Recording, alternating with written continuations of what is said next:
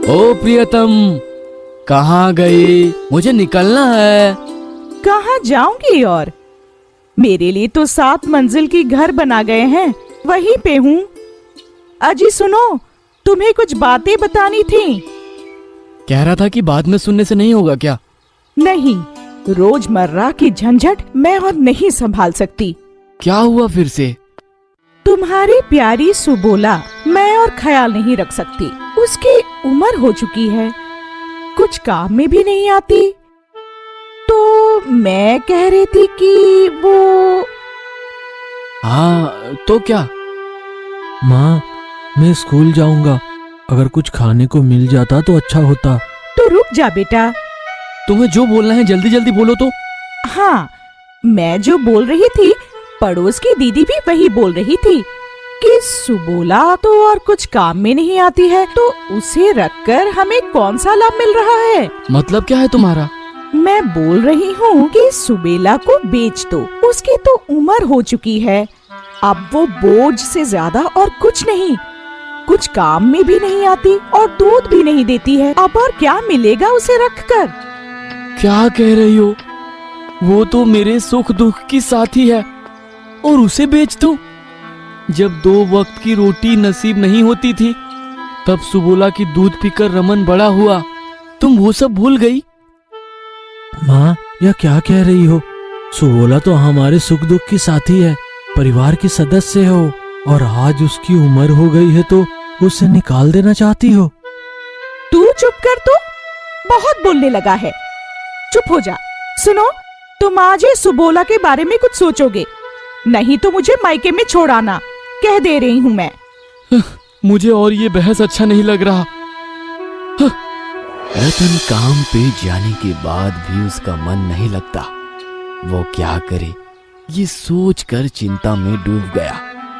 जिस गाय का दूध पीकर इतने साल उन्होंने गुजारे हैं, आज वो दूध नहीं देती तो उसे घर से निकाल देंगे।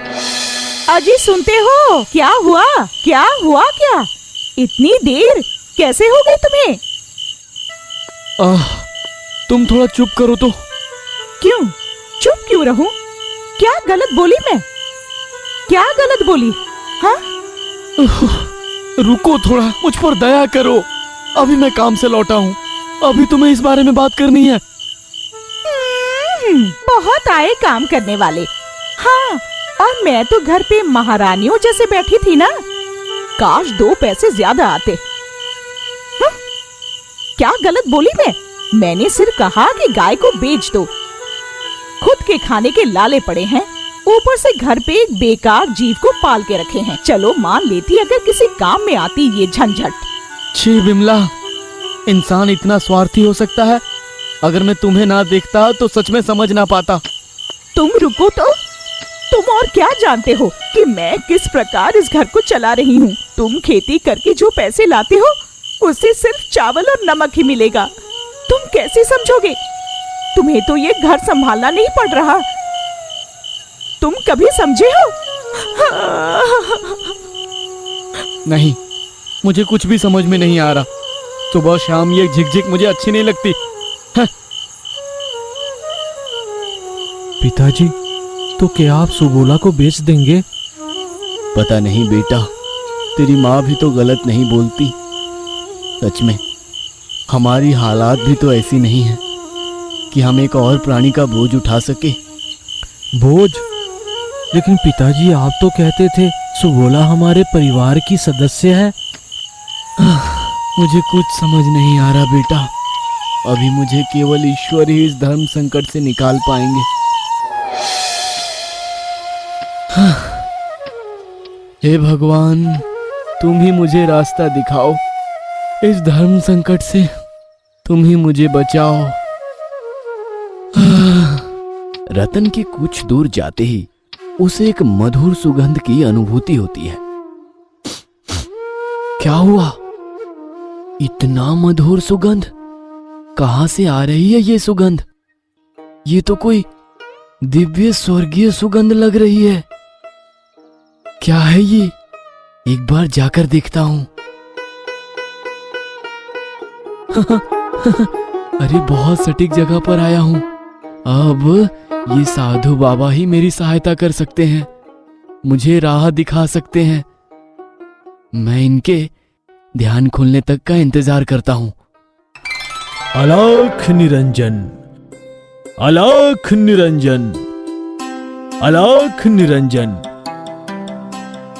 क्या हुआ बच्चा, क्या कष्ट है तुम्हें? बहुत चिंतित प्रतीत होते हो।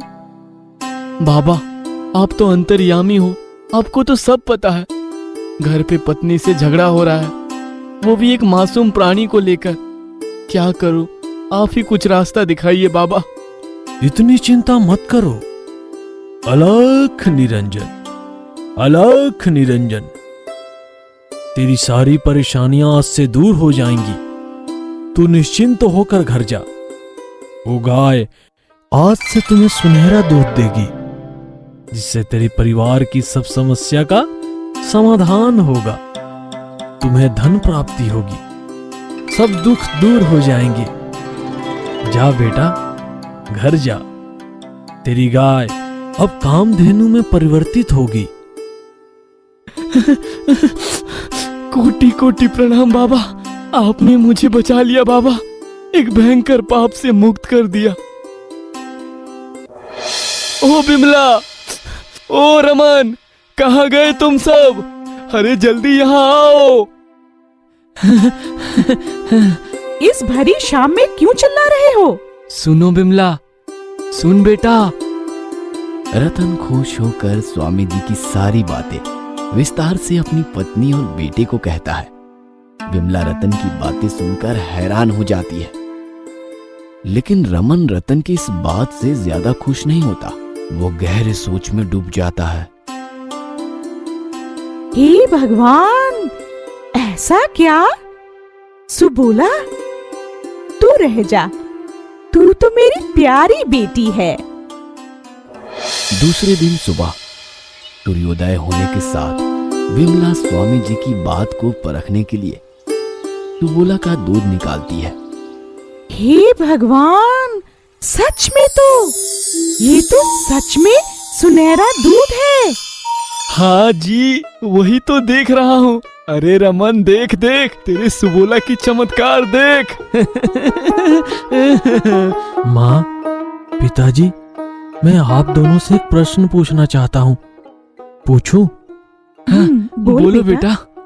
माँ, आपको बोल रहा हूँ। पिताजी, आपको भी बोल रहा हूँ। प्रकृति के हिसाब से स्वाभाविक रूप में सुबोला की उम्र हो गई थी, तभी वह दूध देना बंद कर दी थी। तब आपने उसे बेचने का निर्णय लिया था। लेकिन देखिए, आज स्वामी जी के आशीर्वाद से सुनहरा दूध देने के कारण आपने उसे जतन से रखने का निर्णय लिया।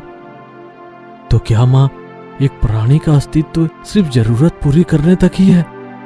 वहां क्या प्रेम का कोई स्थान नहीं, संबंधों का कोई मोल नहीं? उसी प्रकार जब आप सबकी उम्र हो जाएगी, आप लोग काम नहीं कर पाएंगे, उपयोग के लिए नहीं होंगे, मैं भी आप लोगों से ऐसा ही बर्ताव करूंगा। वो क्या उचित होगा? बेटे के इस प्रश्न से रतन और बिमला का सर शर्म से झुक जाता है। इस प्रश्न का उत्तर देना उनकी बस में नहीं था। प्राणियों से प्यार, स्नेह और संबंध का क्या कोई मोल नहीं होता? या वो सिर्फ स्वार्थ और जरूरतों से ही जुड़ा है? आपको क्या लगता है?